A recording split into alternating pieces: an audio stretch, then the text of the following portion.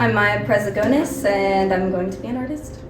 So I'm a traditional medium artist, so I do a lot of charcoal, graphite, leaning more into oil painting, and acrylic painting. That's pretty much what I do.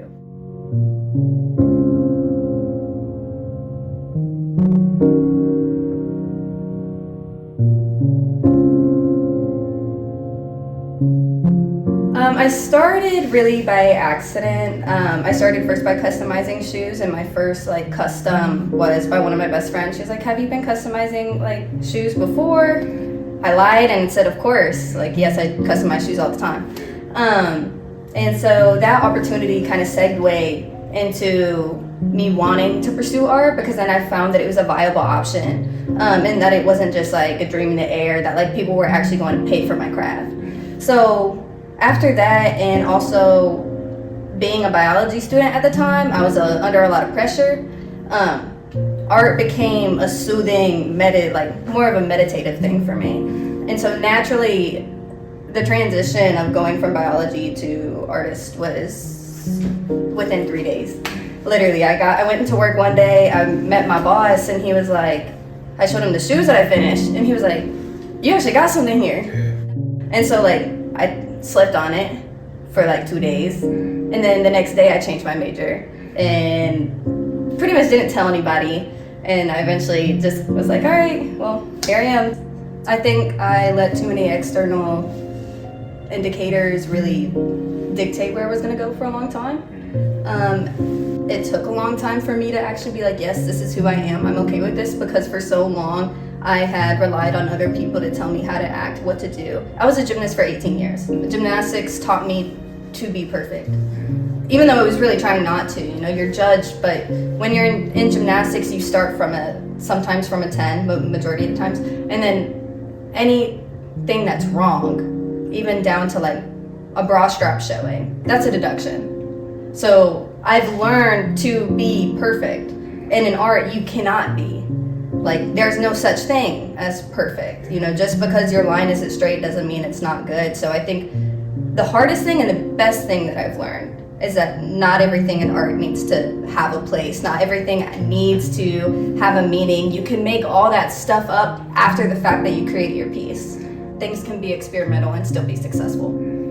I was in a very, very structured lifestyle where people were telling me what to do, how many times, this time you have to be there. Everything was structured, but when it came down to what I really wanted to do, I had to take a step back from everybody else, including my parents, and go, what did I want to do? It was an internal conversation. I think developing a voice inside your head is extremely important, especially important as an artist. You're going to have a lot of people talk about your work. There's going to be a lot of controversy. I had planned everything to be an orthopedic surgeon. I had started to do volunteer work. I started to build my hours. I was studying 50, 60 hours a week just on biology stuff. And within 3 days, I switched over and I almost lost all sense of identity. It was so strange, having to try and navigate myself artistically and leaving a whole part of myself gone. It hit hard, especially when I was on the phone with Georgia State and whatever, talking about trying to transfer my classes over. None of them transferred over. All the work that I did for the last 3 years was gone. That was a really hard pill to swallow. The nights that I spent trying to get my labs done, my 24-hour nights, my sleepless nights, that was gone. And so that pill was extremely hard to swallow. I didn't think that I would stop. I didn't think that stopping biology was ever going to be a thing. I became okay with my decision probably pretty recently.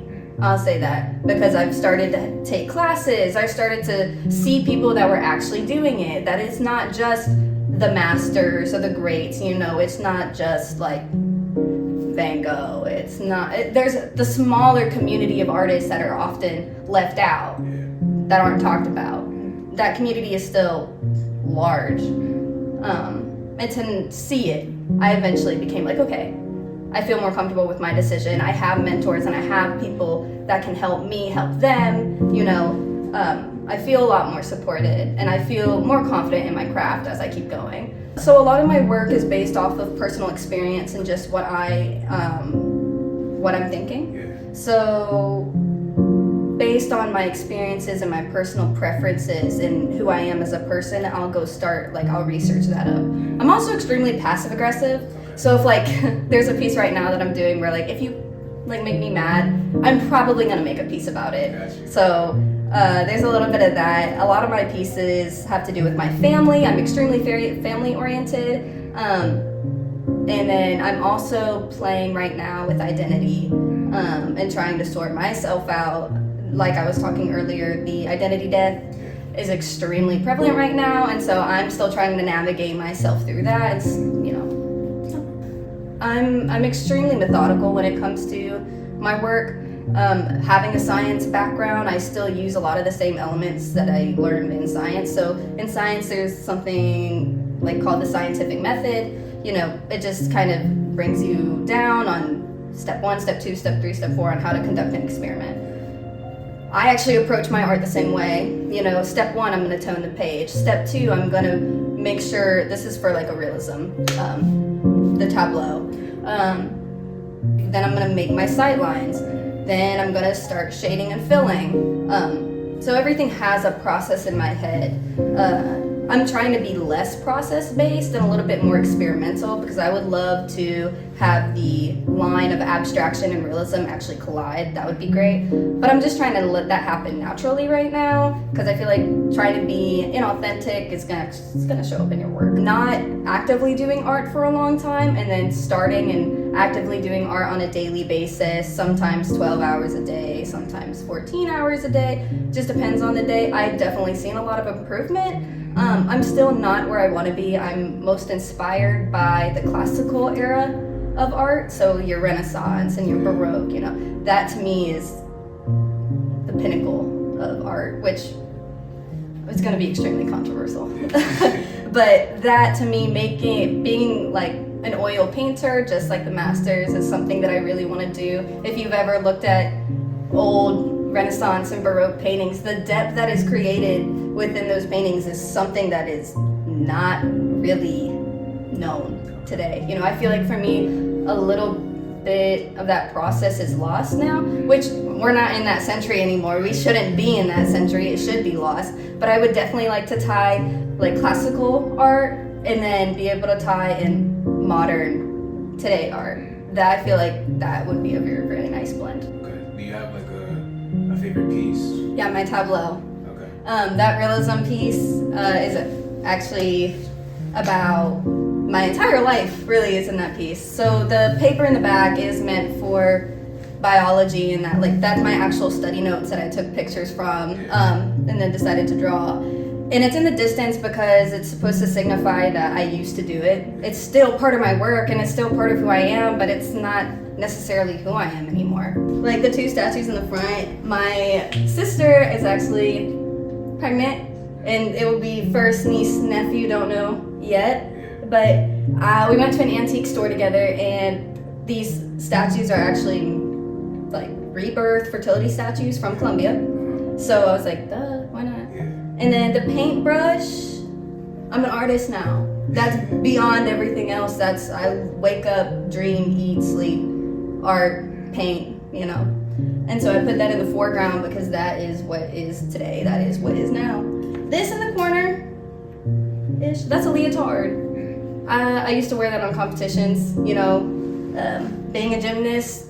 A lot of my process also comes from my gymnastics background. I'm disciplined because of gymnastics. I love this piece because I felt like I was really able to embody who I was as a person.